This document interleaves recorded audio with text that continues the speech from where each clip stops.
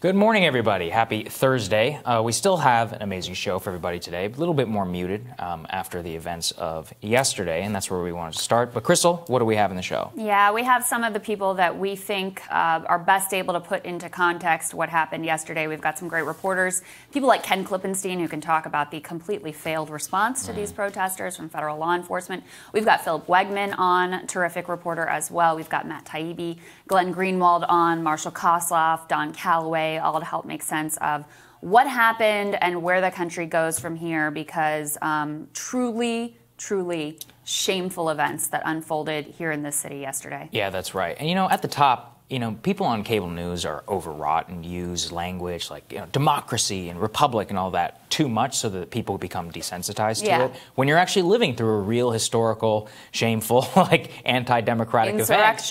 And that's essentially what happened yesterday. This happened during the president, whenever he was speaking at the rally on the Ellipsis around 11 a.m. to many of the protesters who came here to D.C. And at the end of his speech, he incited them to go to the Capitol. Here's what he said. Let's take a listen. We're going to walk down to the Capitol, and we're going to cheer on our brave senators and congressmen and women. And we're probably not going to be cheering so much for some of them, because you'll never take back our country with weakness. You have to show strength, and you have to be strong. Okay, well, that quickly devolved into this. A couple of hours later, after the march down there from the White House, let's throw this up there on the screen. This was the very beginning, at the steps of the Capitol, and where you saw that, which was actually breached. There's a bunch of inauguration corridors that were set up by Capitol Police. And you can also see, and this is what I think we're going to be talking a lot about today, which is how in the hell, I saw some of these videos where we're talking about 3 Capitol policemen that were in front of the main barricade, in front of the steps right there that were stopping for these people from getting in. And, just many of the images are terrible. The ones that are particularly striking, let's put A1C up there of breaking the window. Yeah, there you can see. One person was apprehended, but using barricades, that's just one example. Many of the other times they were using equipment inside the Capitol itself in order to breach the doors, to the House floor, to the Senate floor, many other leaders' offices, and more. And it's just total and complete chaos. And Trump really, he did not do very much to stop it. Reportedly, didn't even want to call in the National Guard and had to be forced to by his aides and by Mike Pence and others. And it's just shameful. Truly one of the most shameful days. I believe it's the first time the Capitol has been stormed since 1814. Yeah, and that was like the British. Yeah, that was the British. Yeah, it was. This is the first time that this has happened in American history. An American president inciting an insurrection. And let's make it clear, that's exactly what happened. We have 4 people dead today because of what the president said, not just yesterday, which was the final match that lit this flame, but over months, denying the results of this election, fomenting this rage, convincing people of a complete delusion. That's the thing that's so insane here. It's not just that their cause isn't just, it's that their cause is completely fabricated by the very people that they trusted. So my rage is most aimed at, number one, Donald Trump, who doesn't care about the consequences. Not only the reports are that he didn't want to send in the National Guard, reports are he was delighted by this. Yeah. He loved watching it. This is his, this is his magnum opus, seeing the people rushing to his defense. He loves this insurrection that he created and caused. But my rage does not stop there. Yesterday I went through, and we've been talking about, all the layers of Republicans who, for their own grift and political ambitions, were happy to fuel this nonsense and this utter pack of lies that convince these people that they're patriots for doing this. And that's where I think we really have to start too, because, first of all, it's not even enough to say they knew better. It's this, is that They thought that they could play 9D chess, and they're like, what we'll do is we'll take their rage and we'll channel it into Pennsylvania election law. Into our own fundraising. Right, into our fundraising. That. Right. They're like, what we'll do is, this is the cynic, right? Is they're like, what we'll take is we'll take this and we'll channel it into this more legitimate, more respectable. And what have I said here from the beginning? If you're going to go, then go all in. And that was the thing. What it always was. The lady who got shot yesterday, you know, she's a QAnon, total believer, Lynn Wood, all that other nonsense. That's what it was always all about. It was always about Dominion and Sidney Powell and the Kraken. George Soros. It's George Soros. Exactly. And that's, you know, these Republican senators thought that they could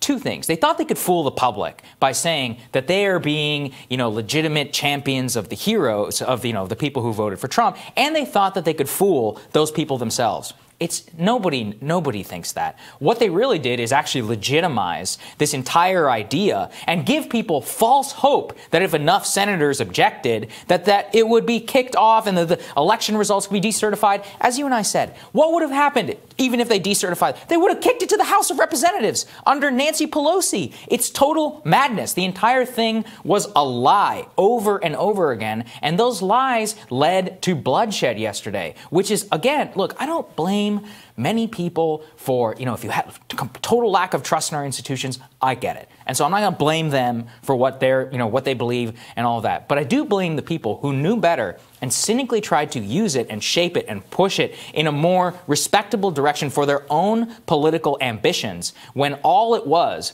Trump talking about Dominion voting machines and storming the Capitol. And that is what happened yesterday. People have their own agency, and they made their own decisions, and so we're not excusing that.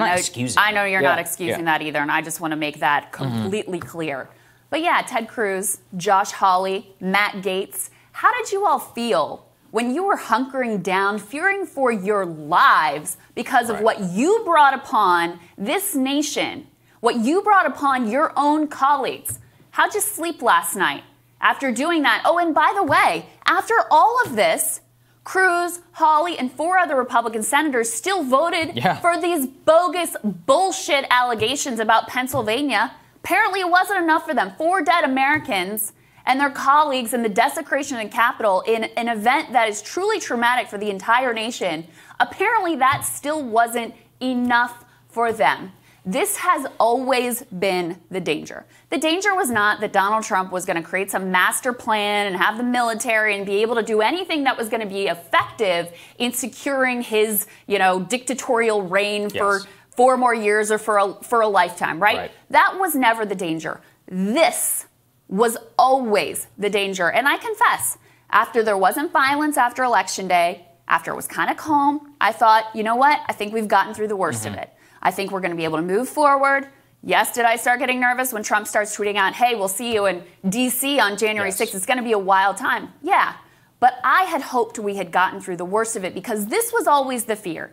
He's too much of a coward, and so is Cruz and Hawley and all the rest. They're not going to storm the barricades. They'll send out a tweet, put on a press release, and hope that these people will take it up and run with it because they have made the devastating mistake of having trust in some of these people and believing the absolute intentional pack of lies that they've put out there. And let's be clear, a majority of Republicans have either actively gone along with or they've just stayed silent. The number of people who came out and said, you know what, this is wrong and this is not what we should be doing in American democracy on the Republican side is vanishingly small. And I know how much crap you've been getting for saying it, right? Because I mean, they hate me for it. And this is the thing. It's all LARPing. This is what this whole thing is. Like you said, it's tweeting. It was never a master plan, stealing the ballot boxes, you bill box. None of that was ever going to happen. And this is why people overreach whenever they talk about the grand. This was the real danger, right? This is this is the worst case scenario. This is the worst thing Trump has ever done. And I was looking, I have a collection of presidential biographies, and I was looking at him yesterday, and I was like, this is what we're actually going to remember him for. Yes. You know? And I was thinking back, there's so many times in our history that this actually almost happened. Whenever Truman fired Douglas MacArthur, people almost stormed the Capitol. Literally, people in the chamber were like, this is the only time I've ever felt that the government of the United States was in danger. But you know what happened? People in the Senate and people who knew better took over the passions and said, you know what, we're going to cool this whole thing down. And that's what real leadership looks like, right? That's what actually happened once in our history. And it was shameful. Yeah. You know? I mean, these people in the Senate, they thought they could play with fire, and they thought that they could cynically control and manipulate it. And what happened? It's one of the most scarring events that has happened in a long time. And I already know that there are a lot of conservatives and Republicans, I've been getting it all the last 24 hours, who are rolling their eyes and are saying, yeah, but the liberals and the Black Lives Matter riots and the protests. First of all, if you actually believe in rule of law, then it applies in both cases. And that's the thing, is that trying to adopt the tactics of people who are also lawless is just begetting more lawlessness itself. It doesn't justify anything that happened yesterday, and it just leads to complete breakdown and tribalization and literal civil war. I mean, if that's the end result, because they're like, well, the other side did it, you can use that justification for anything. You can use it for anything you want, and it's not enough, is that people had to stand up and say, no, this is not okay. The people, just like what I talked about then, the people who justified and excused it and, justified it from the highest levels of the mainstream media and corporations and all of that, that doesn't make it okay in order to go and storm the U.S. Capitol for the first time since 1814. Actually, the first time American citizens were the ones who did it. It makes me sick, because it actually made me realize that I'm in the distinct minority here. Well, among, people on the right. I really am. They're all acting just like the left. I went on my Twitter feed today. They're like lionizing this woman who was shot yesterday. And look, I feel terrible for her. She clearly believed some absolute nonsense. She was a big QAnon person. She was unarmed and we can have many conversations about that. But they're acting, I saw comments. They're like, well, whenever they steal an election and they don't listen to us and there's wars, then what else do you think we're supposed to do? And I'm like, you sound just like the left. Whenever they were out there burning things down in our streets, when you were out there calling for law and order, you need to pick one. And I'm so sick of it. And agree. Yeah. I will say, at least on the left, there was a cause of ending racism. We watched George Floyd's life be snuffed down in the street. It's still not justified. It's not justified, but this cause is nothing. It's a fantasy. It's a complete invention and fomented and supported by the majority of Republicans in the United States Congress and the President of the United States. This needs to be made absolutely clear to everyone who has any position of authority in the media, in politics, in corporate life. Everyone needs to understand this country is a tinderbox. It's true. This shit is not a game. Yeah. You think this is something you can play with, inciting, playing with people, convincing them they're patriots? Look, you got a lot of desperate people out there right now. That's the other part. Who have suicides, crisis of addiction, all of this shit is off the charts. We are at each other's literal throats. Political violence throughout the entire past year. And you think you can just casually play with matches in this environment? This is exactly what happens. And again, that's not denying agency and denying culpability to the people that are involved here. And by the way, we're going to talk to Ken Klippenstein about the total failed response from law enforcement. These people are on social media planning this for weeks. It's not like this couldn't be anticipated. And you can damn well be sure if it was Black Lives Matter protesters who were planning on storming the Capitol, you would have seen a different face and a different action from law enforcement. I don't think that's helped, because look, it's 100% true. They were allowed to riot and burn stuff in the streets for months across the entire country. The military was called on them. Tear gas shot at them. Yes, correct. After 3 days of nonstop rioting. We're going to talk about the law enforcement response with Ken Klippenstein. But everyone needs to understand the country is a tinderbox. You cannot play with people. You cannot incite people. All these people on here who are pitting the left against the right for their own personal brands and media careers, cut it out. You're destroying the country. I really don't even know. I know we're supposed to say right now, country's strong, we're going to be fine, it's going to be great, this is going to be the moment when we hit bottom, we all come back together and sing Kumbaya. I don't know. I don't think that future is certain. Not at all. You look at those images yesterday, can this country even be governed at this point? Are we too far gone? Well, I really don't know the answer to that. I think we'll be okay. But, and this is, we have to learn lessons. How did this happen? How is it that people poured into the streets, left and right, all within a year of a pandemic? I think the root of this is a total government failure in the result of the response to the pandemic. And I'm not taking away people's agency. I'm saying you lock people in their homes and you take people's jobs away and you don't pay them any money and you don't give people any hope. And then you have this crazy election and then you have a crazy media, which we're going to talk about with Matt Taibbi later today, which is built in order to divide people and in order to make sure that that happens. What actually happens? It's this. This is the actual result. And so you can give people agency and also say there were downstream effects that we saw. I mean, all across the country, we see like opioid deaths skyrocketing. We see depression skyrocketing. We see, people, religiosity is way down. People are not able to access their communitarian groups, which also fulfill that need for a lot of people. This is leading to an isolated, angry life. This is how QAnon gets into the minds of people. This is how, whenever you see something on TV and you go out and riot in the streets because it makes you feel good and part of something. Makes you feel like a hero. It makes you feel like a hero, but you're not a hero. And I really mean this. In either case, you're not a hero. All you're doing, and this is the other thing too, let's say you even think it's justified. What happened with the riots 6 months ago?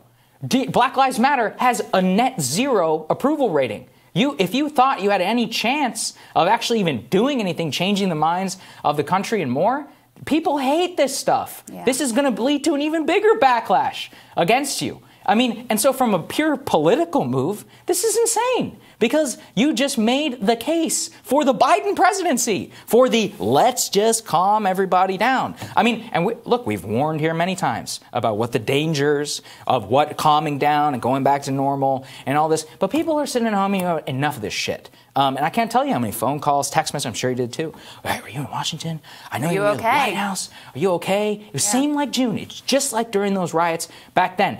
There's something that's activated in people about safety and about wanting to go back to normalcy. And people on the right, I think finally, said, oh, look at all the stuff that was justified here. But you can't turn around and do this. It just makes you a hypocrite. And worse, it will turn the entire country against you. And apologizing for it, and really, I think, I have to return. The people who knew better and thought they could cynically exploit this for their own political gain, this is on you. This is 100% on you. And it's also on many, and I never let the establishment off the hook, right? I mean, we were talking about this before. You see George W. Bush out there being like, this is what happens in a banana republic. And I'm like, shut up. I'm like, how did Baghdad work out in 2003, my friend? All of these, the Lincoln Project. Condoleezza Rice. Even Mitch McConnell last night, he gave a good speech yesterday and gave a good statement last night, and I'm glad that he did. But come on, you've been enabling this crap. Was it worth it for your damn judges? Was it worth it, Mitch? Because you and all of the rest of the people who just went along with this over, and I'm not just talking about in the Trump era, right? You created the conditions that led to this day. Everyone in the media who lied about the Iraq War, everyone in government who lied about the Iraq War, who fomented that, everyone who caused the financial crisis, everyone who bailed out the villains of the financial crisis, everyone who contributed over decades to destroying every single trusted institution in this country contributed to the events of yesterday. And yes, Donald Trump is 100% responsible for lighting the match. Last night he tweeted, oh, finally, okay, we're going to have an orderly transition of power. Orderly. How's that going? Not to mention he continues to lie directly to his own supporters. That's who he's really harming here. That's who's dead from yesterday's events, his own supporters. I totally disagree with the outcome of the election, and the facts bear me out. What a load of crap. We're going to talk about this too, and I think we might have a disagreement on this. I was opposed to impeachment over the Ukraine stuff because I thought that was ridiculous, elite-led nonsense.